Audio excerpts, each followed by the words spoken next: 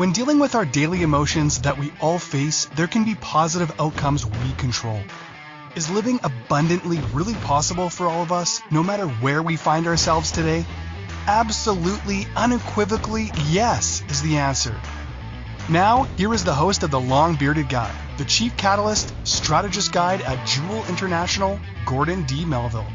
Hey everybody, welcome to The Long Bearded Guy. I'm Gordon D Melville, and we're on Inspired Choices Network. Welcome today. Welcome. Red Friday, nice red vest.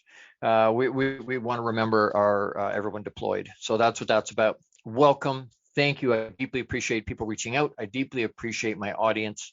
I deeply appreciate the fact that you show up and you spend some time with me on Fridays at noon, between noon and 1 o'clock. I really appreciate that. So thank you so much. Today, we're continuing our series on emotional intelligence. And we can talk about emotional intelligence till the cows come home.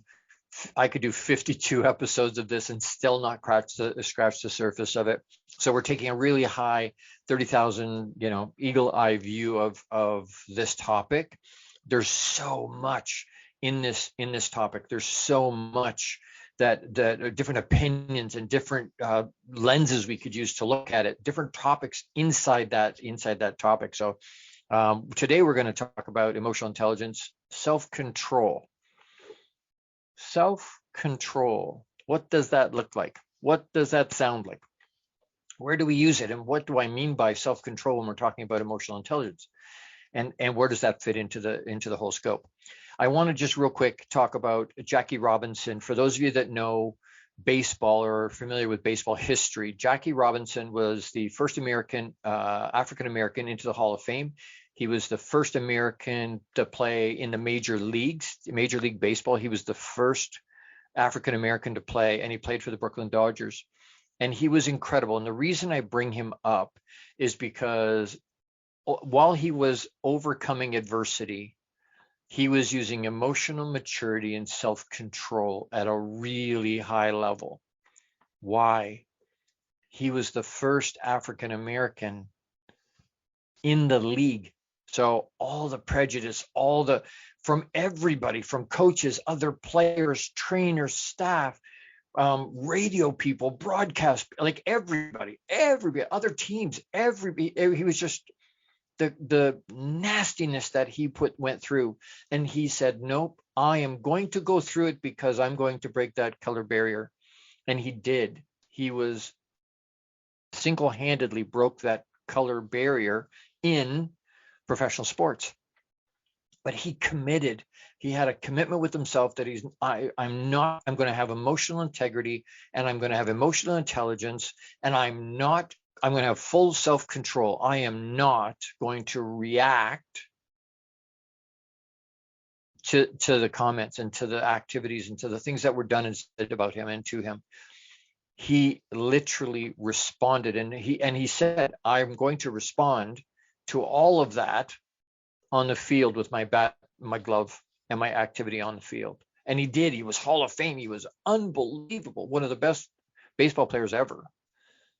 Hall of Fame baseball player, by using and in that space.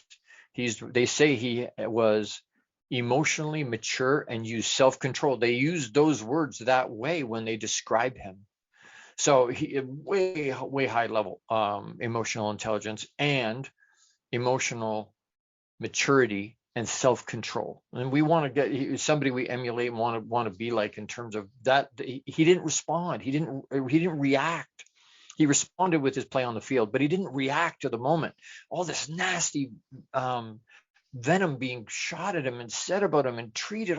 It was horrible. He went through. You read the stories. It's horrendous what he had to put up with. Never ever reacted. There's not a story anywhere where he reacted in anger or frustration. Massive levels of self-control. So that's what we want to talk about today. I'm excited to have you here. Find us on a new app in terms of Apple TV, Google TV, any smart TV. You can find us on Samsung, LG smart TVs, Amazon Fire, iHeartRadio, Spotify. I mean, anywhere you want to listen to this stuff, please jump in, comment, love, share, subscribe. It's a free subscription for Inspired Choices Network. subscribe. And there's a lot of hosts. You can listen to me. That's great. I appreciate that. I want you to do that. But there's lots of hosts on this station, on this network, that are amazing, amazing, amazing, have some incredible information. So please reach out to them. Please listen to their stuff, but subscribe. We're trying to get, as you all know, I'm trying to get to 10 million men globally, have a meaningful connection with them over the next 2 years, with a message of hope that says there are positive ways to deal with the emotions we all feel every day. But as guys, we were taught not to touch, or not to handle, not to deal with. Don't show them, right? Don't look weak, don't cry. And so we hold that inside, and it makes us sick. So the only way I get to that is if you can help me by subscribing and by sharing and by inviting people to listen, share this stuff with other people. That's the only way I'm going to have engagement. I got lots of reach, but we need engagement, people to reach out. So please do that. All right, let's get into it quick. Definitions and realization. So there's a couple things I wanted to point out real quick. There are so many definitions of self-control. There's so many different ideas about what that means, and especially when you put the emotional intelligence spin on it. So self-control, the ability to control oneself, in particular one's emotions and desires, or the expressions of them in one's behavior, especially in difficult situations. Chuck on there, we were talking about that with the producer before. Especially in difficult situations, because we get triggered. Anyway, also described as the ability to regulate and alter our responses, not our reaction, our responses, to avoid undesirable behaviors, increase desirable ones, and achieve long-term goals. Research, first day with the new tongue. Research shows possessing self-control can be important for the health and well-being of a person. If we reduce it to what, quite simply, controlling behaviors, avoiding temptations, achieve long-term goals, definite major purpose and vision, the ability to delay gratification, and resisting unwanted behaviors and urges. Better self-control. So how would we think about it? What does it matter? So we have self-control, we have no self-control. We all know people that have zero self-control. There's one in the news in the US right now. No self-control, none, less than none. And it causes challenges for them and the people around them. So why would we do it? What are the benefits of having really high levels of self-control? Self-control will make better amounts of it, higher levels of it will give us a happier, healthier, better grades, higher test scores if you're in school. And when it comes to academic success, more important than your IQ, more important than how smart you are, is how much self-control you have. Interesting how those equate. Interesting that in a emotional intelligence conversation, when we're talking about self-control, how they correlate.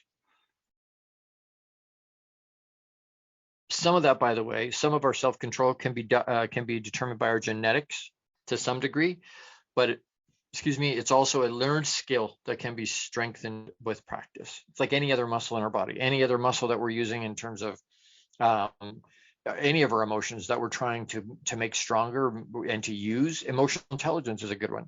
How do I got to use it more and more and more and more, right? As I use it more, it becomes stronger, and then I get better, and then it goes up, and then I get stronger, and then anyway, you understand what I'm saying. It's just an ongoing thing. We're going to talk about that in another segment.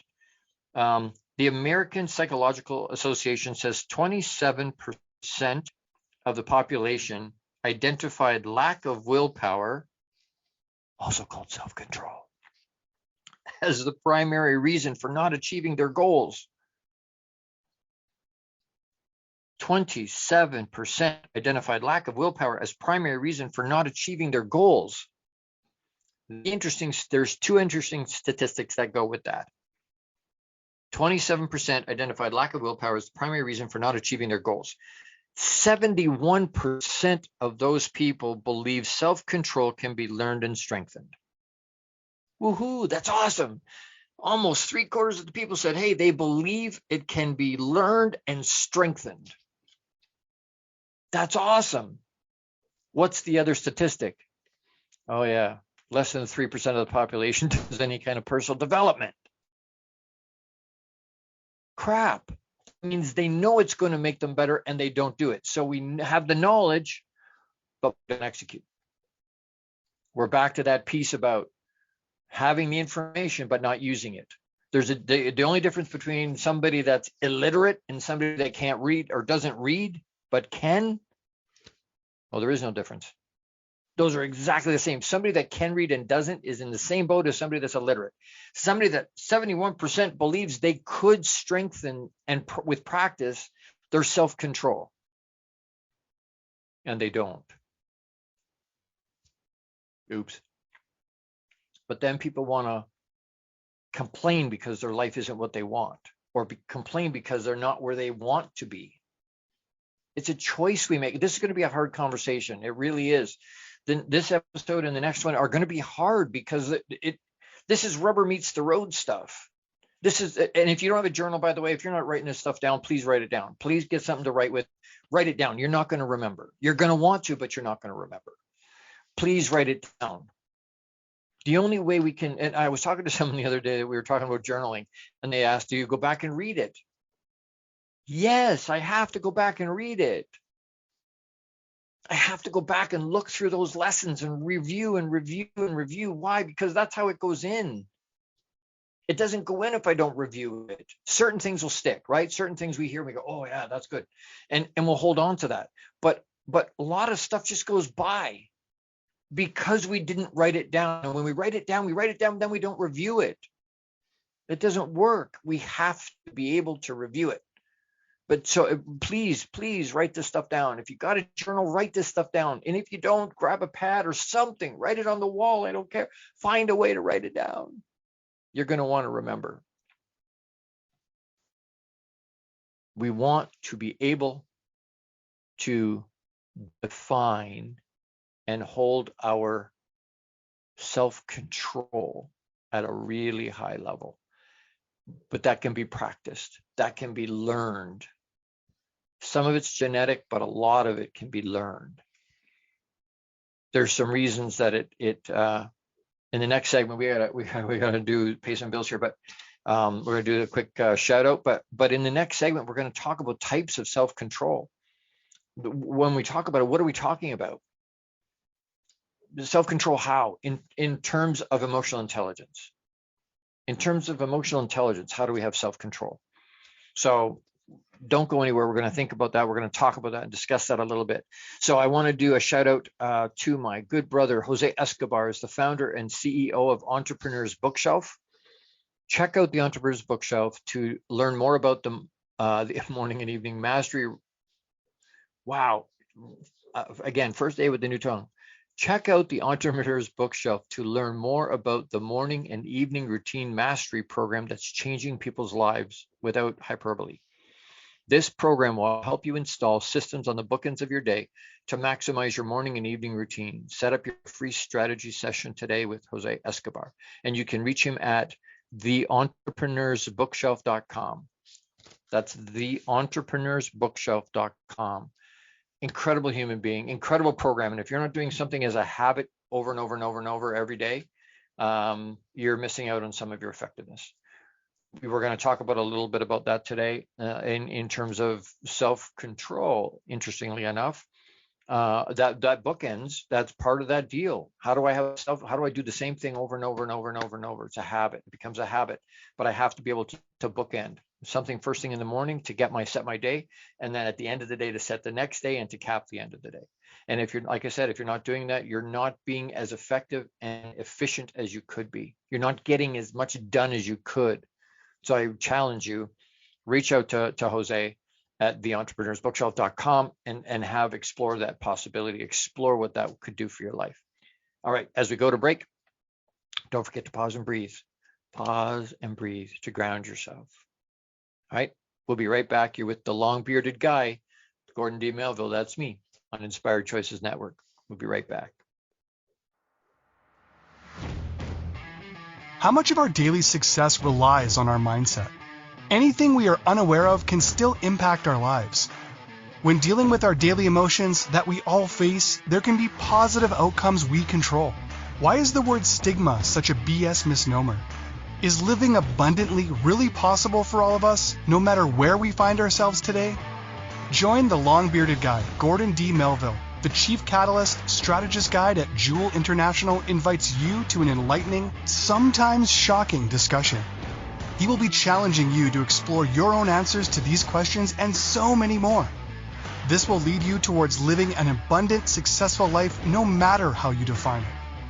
Gordon D Melville is live Fridays at 12 noon Eastern, 11 a.m. Central, 10 a.m. Mountain, and 9 a.m. Pacific on InspiredChoicesNetwork.com.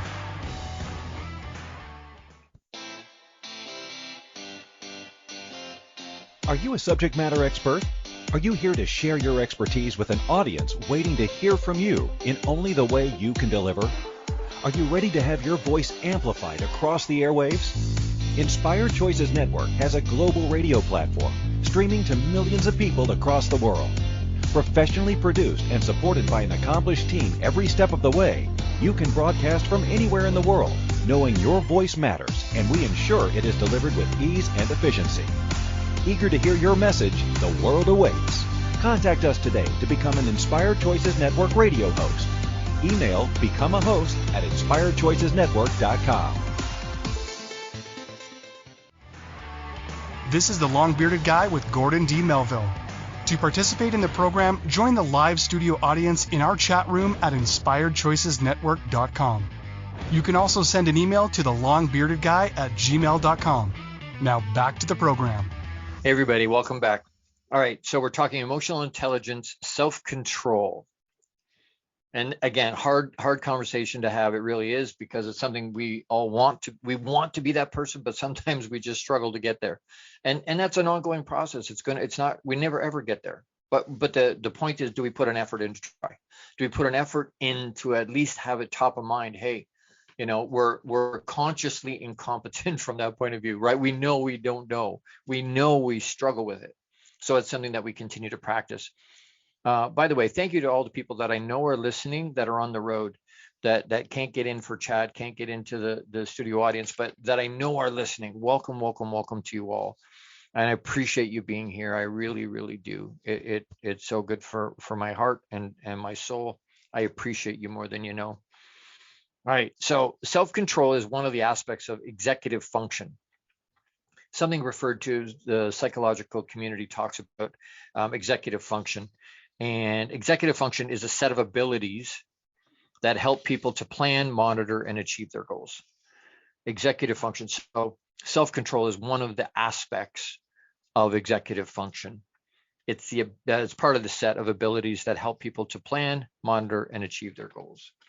The other thing I want to point out before I give you 3 types of self-control is something called ego depletion. Is again a scientific term that they use to describe self-control. And what does that mean? Self-control, and you probably want to write this down, self-control is a limited resource. Gordon, pardon? It's what? It's a limited resource. What does that mean? Oh, it could go away. I only have so much of it. We only have so much of it. Focusing on if we focus all of our self-control on one goal, that could use it all up, and then it's harder to summon it for other tasks. Ego depletion, self-control that goes away. So for instance, if I use all my self-control to do my budget, to corral my spending, to try and stay within. I want that stuff, but no, I'm not going to do it. No, I do a thing. I used to do a thing. I still do a thing sometimes.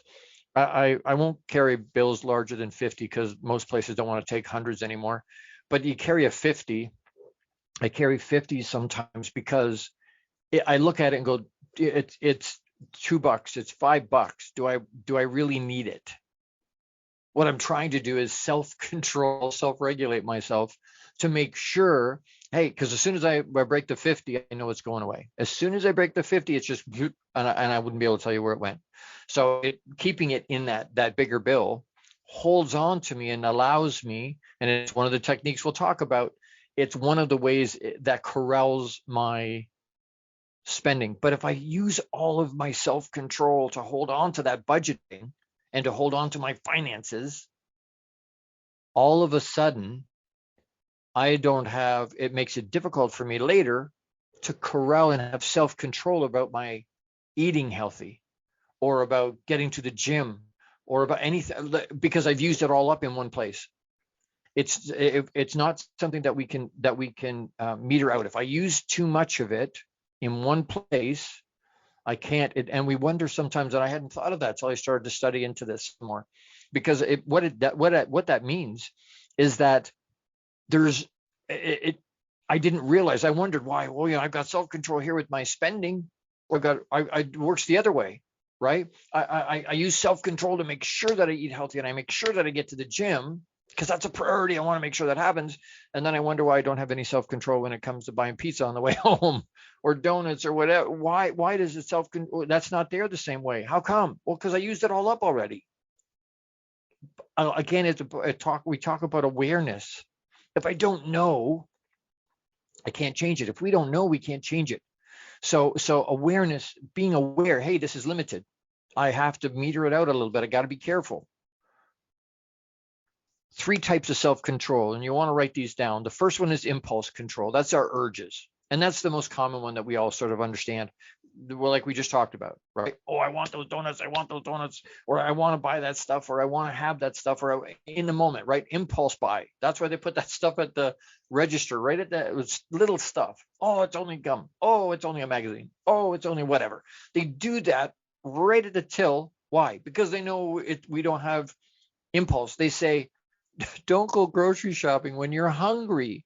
Why? Because you'll buy more, not because for no other reason than you're hungry. So I got to feed myself, and you're not eating in the aisles at the grocery store. Although we've been known, and I've been known on occasion to, pop open a great big massive bag of cheesies at Costco and just be eating them out of the bag while I'm walking through the store. Obviously, we'll pay for the whole bag when we get there, but I'm eating on the way, right? So impulse control, our urges, that's the first type of self-control. The second one is emotional control, and that's our emotional responses. So we talk about on my bedroom wall, stimulus, pause, respond. That's emotional control, but I need emotional control. I need to be able to master my emotions. I need to have control. Why? Because if I don't, I can't do that. There's no way to pause. If I don't have self-control over my emotion, I can't pause. I have to be able to pause. Why? Because I'm going to go off all half-cocked, and I'm not going to get the information. I'm emotional, and I don't have all the information yet. And I'm going to react in the situation just like any other animal on the planet. Right? You've heard me say, if I step on a cat's tail, the cat will not go, wow, was Gord really meaning to hurt me? Is that his intention towards me is to hurt me, or to be mean? Or what? They don't have that capacity. What happens? I step on a cat's tail, boom, instantly there's a reaction. Instantly, there's not thought. It's primal. It's a survival thing. And as humans, we were gifted the ability to pause. We were gifted the ability to learn how to have self-control. And lots of us abdicate that, including myself. And I want you to know, all these things, I'm talking to myself as much as I'm sharing with you, because I need to do it too. We all need to do it. I haven't arrived. I don't have all the answers. Am I here to rattle your chain and shake your cage? Yes. Do I have all the answers? No. I'm not here to give you the answers necessarily. I'm here to lead you to the places inside you where you can get the information, where you can find it inside yourself. Is this stuff there? Yes, it is. But we have to be able to be led sometimes. We need to be able to get some help finding. That's why you need a coach. If you don't have a coach, get a coach. And if you're a coach, you still need a coach. I have coaches. Why? Because I have blind spots. There's things I don't know. There's lots of things I don't know. Libraries of stuff, books of stuff I don't know. So impulse control, urges, emotional control, emotional responses. And then the third one, which I hadn't thought of until I went to look, was movement control. How and when our body moves is a type of self-control. What do I mean? And just real quick, and again, we're touching this so high level. We could get deep into each of these concepts with very little. There's so much stuff we could talk about in there. So, but movement control, how and when I move my body. What does that mean? Well, how I move my body, if we're trying to get a point across, sometimes we'll use our body. If you tie my hands behind my back, I can't talk anymore because I need them to talk. I use my hands to talk. Yeah, I'm Scottish, but I think on some level I'm Italian. I use my hands, right? They use their hands. There's nationalities that use their hands to talk. So, but that's me using movement control. How I illustrate, how I use my body is movement control. How and when. If again, emotional control, if I'm having a conversation with somebody and they upset me, self-control says I didn't just punch them in the throat, right? That's self-control. That's movement control.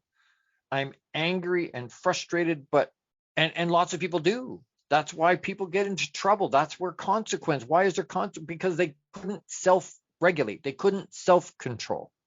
So the only way they knew to respond, and it's not usually a response, usually it's a reaction.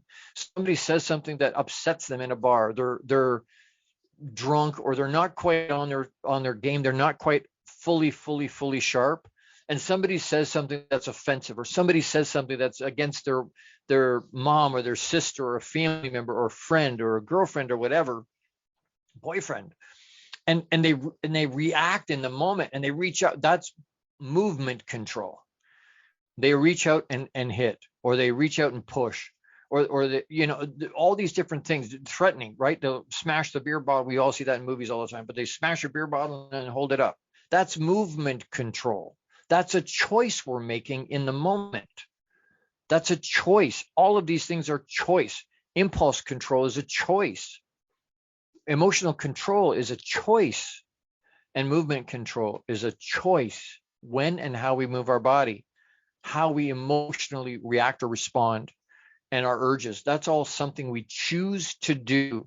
And I keep saying to my kids, you know what, the boys, the first time you make a mistake, stuff happens. I get it. Life happens. I understand. But the second time that same action happens, the next time that same emotional reaction happens, or that impulse happens, it's not life happens anymore. It's not a mistake. It was a choice. People, oh no, I wasn't thinking. That's a choice. That is something we're choosing not to put out there to make sure that I control those things. I'm choosing not to have self-control in that moment. And it hurts people around us. We do it regularly to each other. And so those three things, impulse control, emotional control, and movement control. I want you to think about those things. We got to take another quick break. I can't believe how fast the time goes. So I want to do another quick shout out, and then don't forget to pause and breathe, because read over those things. Read over the notes you're making from this show. Why? Because it's going to put it in deeper, reviewing it and read it again and read it again, and then do something with it. For the love of Pete, don't just take the information, write it down, and then not let it affect you, because you might as well not have written it down. You might as well not know it then. Yeah, we have to be able to execute. We talked about that in a previous show. I can't remember, it was last week, 2 weeks ago. We talked about execution. We have to be able to take it and then implement it in our lives. So quick shout out for Jose, the founder and CEO of the Entrepreneur's Bookshelf. But check out the Connected Leaders Academy membership to take your business to the next level. This is the perfect tribe to learn, grow, and connect like never before. The Connected Leaders Academy tribe brings together some of the highest level entrepreneurs from all over the world. Set up a virtual coffee with Jose Escobar today to talk to him about that, explore that. And again, you can reach him at theentrepreneursbookshelf.com. Again, theentrepreneursbookshelf.com. The Connected Leaders Academy is an incredible group of heart-centric servant leaders that are really high-level entrepreneurs, that are everything from millionaires to authors, to business people, to coaches, to mentor. There's so many different types of people, but really high level entrepreneurs. So if you want your business to jump to another level, you need to be surrounded. You're the average, not the high end. You're the average of the 5 people you spend most of your time with. When I found that out, I had to change who I spent the time with. You want to spend your time with people around, and if you're not, you want to fly like an eagle and soar like an eagle. You can't hang out with the pigeons and the turkeys. So if that's what you find out, you're surrounded by, oh, wait, something's wrong. So again, choose to hang with the eagles. Come and join us in the Connected Leaders Academy. We're going to take a quick break. Don't forget to pause and breathe as we go to a break. You're with the long-bearded guy, Gordon D Melville, on Inspired Choices Network. Right back.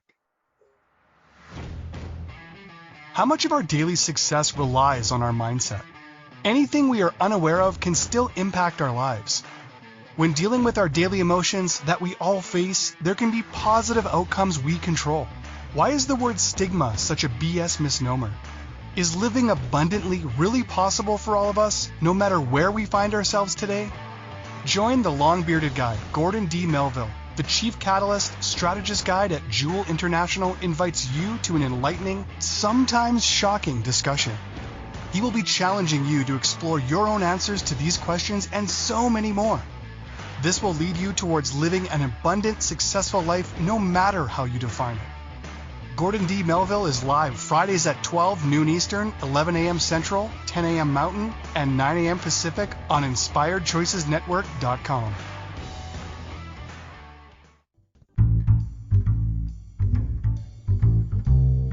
How wonderful would it be to carry your favorite Inspired Choices Network host with you throughout your day? Well, now you can. Inspired Choices Network now has its very own mobile app. Our free app offers live streaming shows, along with thousands of podcasts and TV episodes. Our shows cover a wide variety of topics. Whether you're waking up with us, carrying us through the day, and taking us to bed with you, we're always here for you to enjoy. We're easy to find. Just search for Inspired Choices Network in the Apple App Store or Google Play Store. This is the long-bearded guy with Gordon D Melville. To participate in the program, join the live studio audience in our chat room at InspiredChoicesNetwork.com. You can also send an email to thelongbeardedguy@gmail.com. Now back to the program. Hey, everybody, welcome back. Thank you so much for sticking with. Really appreciate that. You're with the long-bearded guy, Gordon D Melville, on Inspired Choices Network. And today we're talking about emotional intelligence, self-control, which is part 7 of this series. I'm still not sure how many parts it's going to have, but there's, like I said, there's so many ways and topics to talk about. So we've talked about the definition of self-control when we're in space in the context of emotional intelligence. We've talked about 3 types of self-control. I want to give you 10 quick ways to improve self-control. How do I get better? Because again, some of it's is part of our DNA, but part of it, a good hunk of it, the bulk of it, is stuff that we can strengthen. It's stuff we can practice. So how do we do that? What are some things we can do to improve our self-control? And I'm going to run through these really quick. These segments are really short. Oh, it's 3. For those of you who are my numbering friends. So how to improve self-control really quick. And again, write them down. Please write them down. You won't remember them. Avoid temptation altogether is the first one. Just when Muhammad Ali, when they asked him what was the best way to take a punch, he said, just don't be there, right? No damage. Don't be there. Avoid the temptation altogether. Don't put yourself in a position or a situation where you have to even make the choice. Just avoid it. Number 2 is plan ahead, budget. So whether it's money, time, resources, whatnot, plan ahead. Because it'll stop that impulse thing from happening. It'll stop that. It'll slow it down. It may not stop it. Maybe I should clarify or caveat. It may not stop it, but it absolutely will slow it down if I plan ahead. It's something, a practice is another way, right? To improve self-control. Practice. Do it when it's really hard. Oh man, I want. And we do it. We practice it. We use that muscle. The more we use it, the stronger it'll get, the easier it'll get to have self-control, to have self-regulation. Practice. One is meditate. Now, how does that work? Why would that work? Well, meditating helps me self-regulate. It helps me self-control myself. It helps me control my mind, right? A lot of people tell me, Gordon, I struggle to meditate because my mind's all over the place. Well, that only happens because you don't do it very much. The more you force yourself into a space and control it or give it something to think about, for me, that's the easiest. I found that was the easiest thing to do. And what I'm doing is visualizing what my vision for my life is. That gives me something somewhere for my mind to go. Does it wander? Yes, it does. For sure it does. We're human. It's going to wander. But the more I sat and practiced and practiced and practiced and practiced and meditated and meditated and meditated, the easier and easier and easier it got. My mind still wanders. It's been years. My mind still wanders. I'm still practicing. I'm still growing that muscle. But practice, meditate. Meditate will help that happen. Remind yourself of the consequences. If I eat that jelly donut, you might as well staple it to my butt. right? What's the consequence? I didn't stick to the budget. Crap, I don't have the money for the bills, or I don't have the money to pay the credit card, or I don't have I don't have enough. And we don't want that lack thinking. We want abundance thinking. So remind yourself what the consequences are. Lots of times the consequences are not fun things. They're not good things. So when we remind ourselves of that, we go, oh yeah, right. And it helps us to have self-control and build that muscle.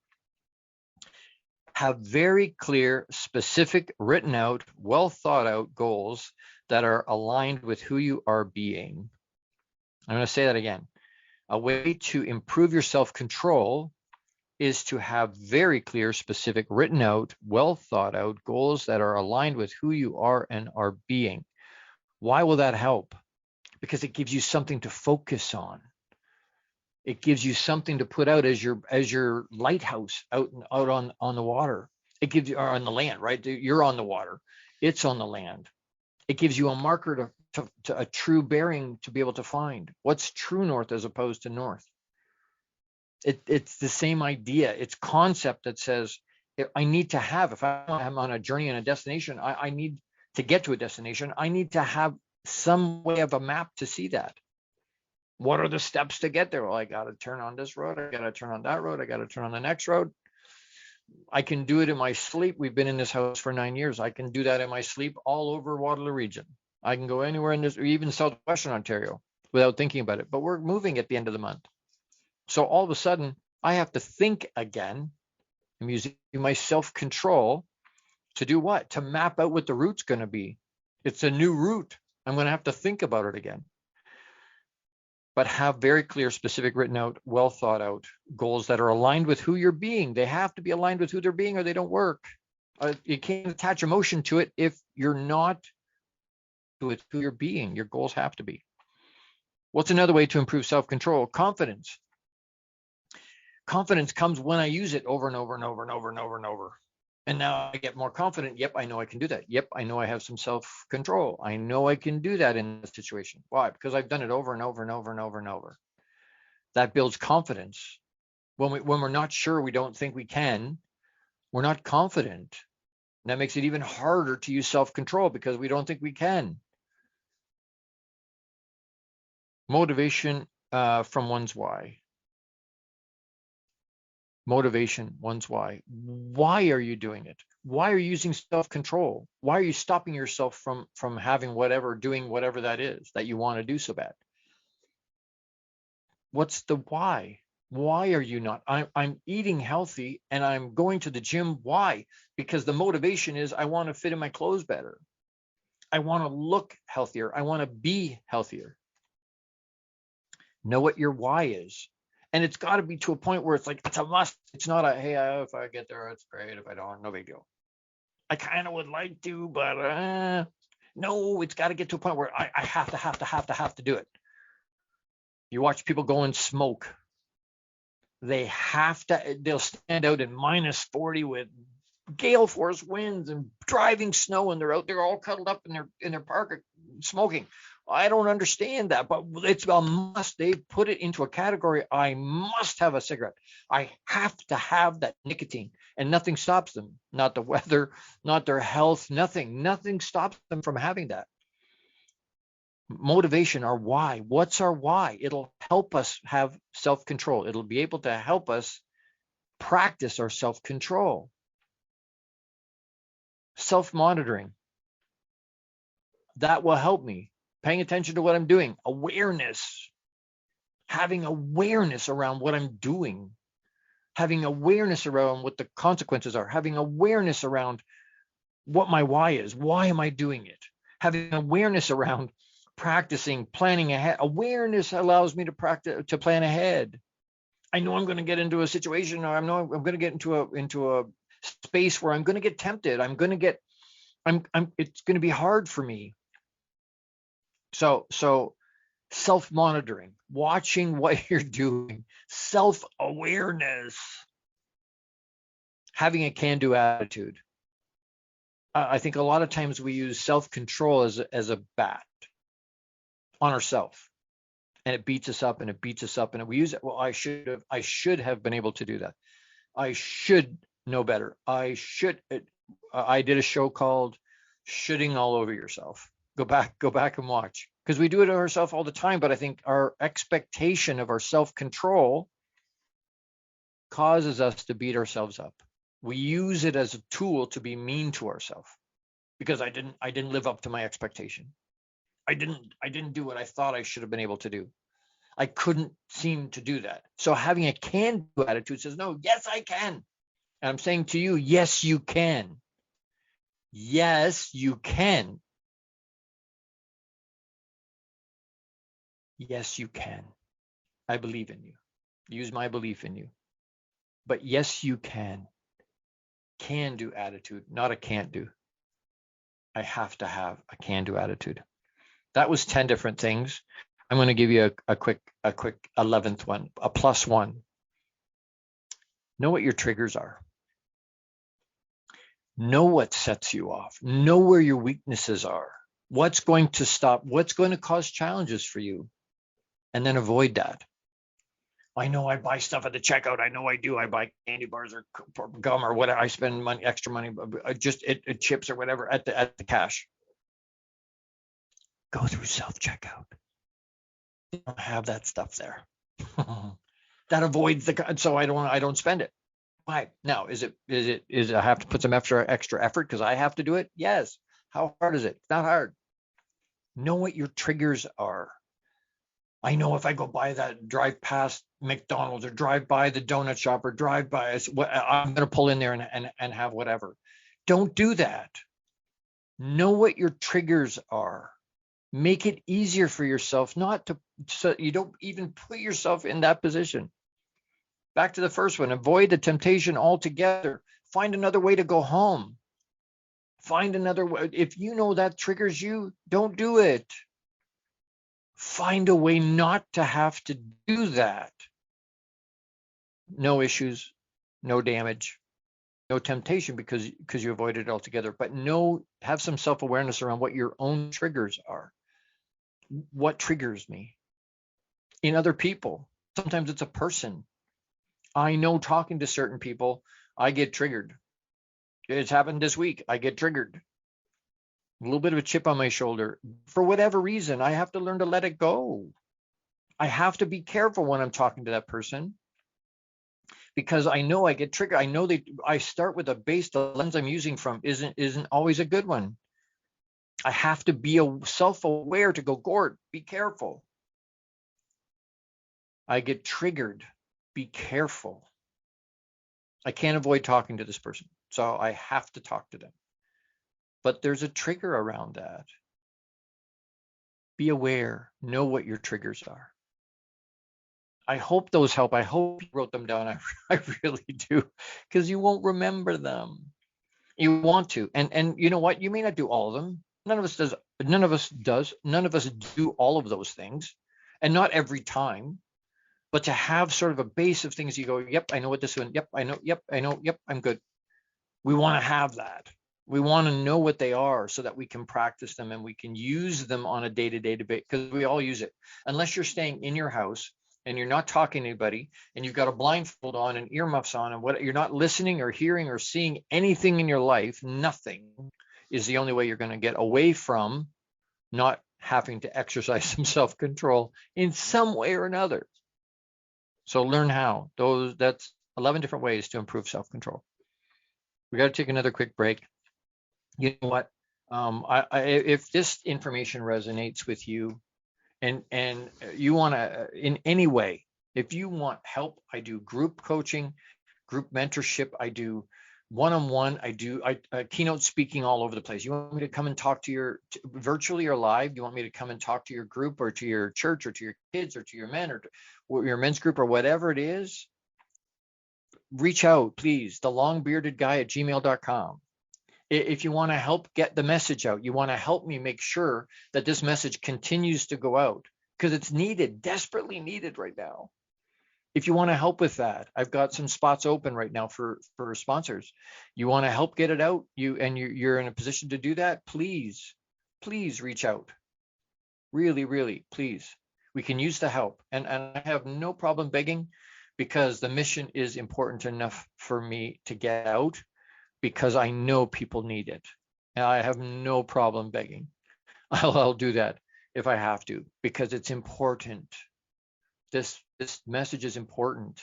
People need help. They want help, but we need to get it out. So if that resonates with you, please reach out. thelongbeardedguy@gmail.com. Taking another quick break. Don't forget to pause and breathe.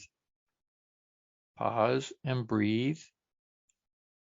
By the way, I've got a group coaching program for men, Box Inside Out, starting later this month.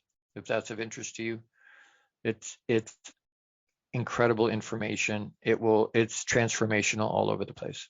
If that's of interest, thelongbeardedguy@gmail.com, and I'll look forward to connecting and engaging with you. Please pause and breathe. Going to a break. You're with the Long Bearded Guy, Gordon D Melville, on Inspired Choices Network. Be right back. See you in a second.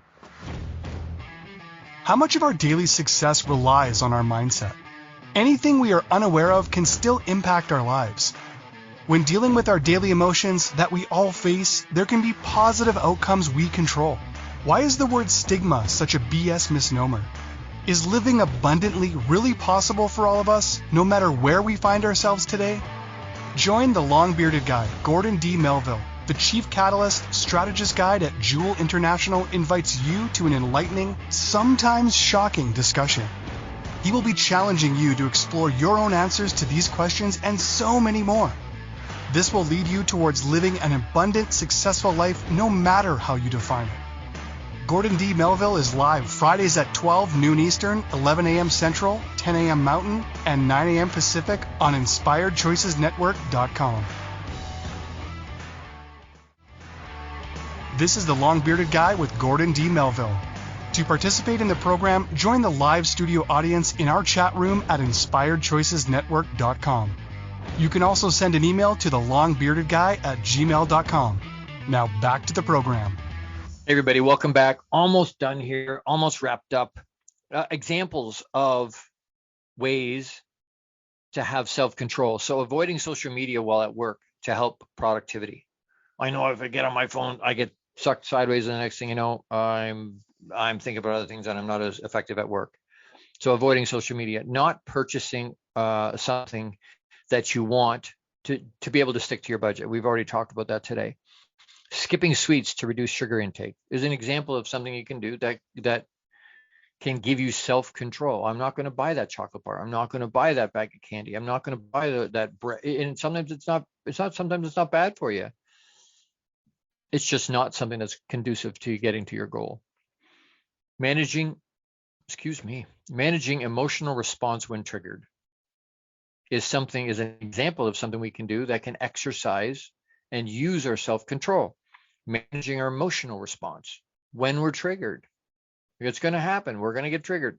I need some way to manage that. Delaying gratification. We're in an instant gratification where even the second it takes to make the microwave work is too long. Oh, 2 minutes to heat that up, that's unreasonable. Right? Where it's just such an instant gratification. Delaying gratification, putting something, making sure you save to have enough money to buy it instead of putting it on a credit card or spending the money you don't have anyway. Lots of times putting it on the credit card is spending money you don't have anyway.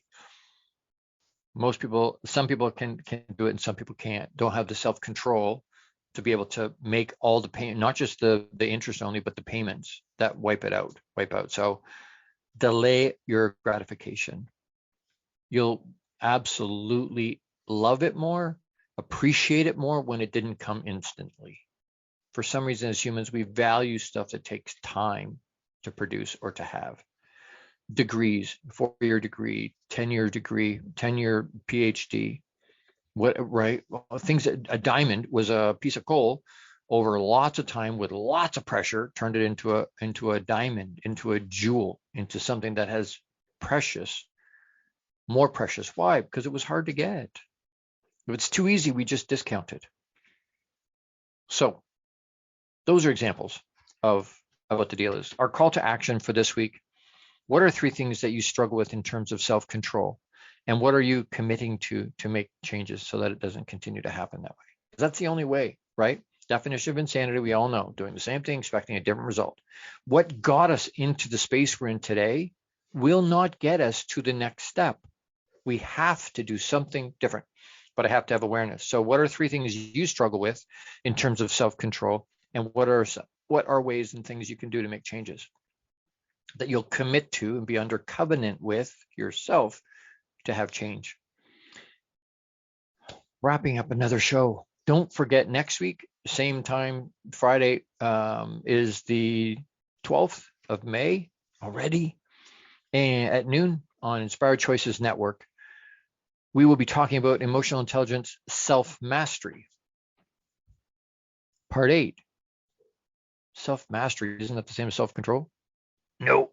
Thanks for coming out. No, it's not. You have to tune in to find out what the difference between self-control and self-mastery is. They sound the same. Sometimes people use them interchangeably, and they're not. There's a big difference between self-control and self-mastery. We'll talk about that next week. Go and find, use this stuff. Do the call to action. Find out for yourself. Use the information. Review it this week. Go through it so that it reinforces it for you. Practice your self-control. Meditate with it. Do all the different bits and pieces we're talking about. It will increase. John Hesh, one of my kids loves listening to John Hesh. Some of that stuff I question sometimes, but you know what? It's his whole deal is for a better life, for a better today and tomorrow than yesterday. How does that happen? It's conscious effort. It's putting it out there. It's focus on personal development. Less than 3% of the population does any kind of personal development that want to make things better. If you want to be better, yet you have to choose to do that. You got to choose to be comfortable not being comfortable. As weird as that sounds, because it's kind of counterintuitive. We have to be comfortable not being comfortable. I hope that makes sense, and I hope you hear my heart. I hope this is resonating with you. Please reach out. Thank you so much for being here. I appreciate you so very much. Thank you. We'll see you next week. Make it another great week. You have the power to do that. Don't abdicate that power. Make it another great week. Don't let it go and just happen. Make it another great week. I love you all very much. If you haven't heard that today, I love you. It's not an I want you. It's a human agape. I love you. You're human. I love you. Big hugs. Huge hugs. Live abundantly and with intention this week. Don't just let it happen. Abundance, positive. I'm going to leave you with one quick thing. Don't expect life to be easy or fair. It's not. We'll see you next week. I love you. Make it another great week. Live abundantly and with intention. Don't just let it happen. Bye for now. Thank you for tuning into the Long Bearded Guy Show. You are appreciated and loved. Gordon D Melville returns Fridays at 12 noon Eastern, 11 a.m. Central, 10 a.m. Mountain, and 9 a.m. Pacific on the InspiredChoicesNetwork.com. Until then, make it another great week, leading with love, powerfully designing, crafting, and living out your positively impactful legacy life you were created for. Big hugs.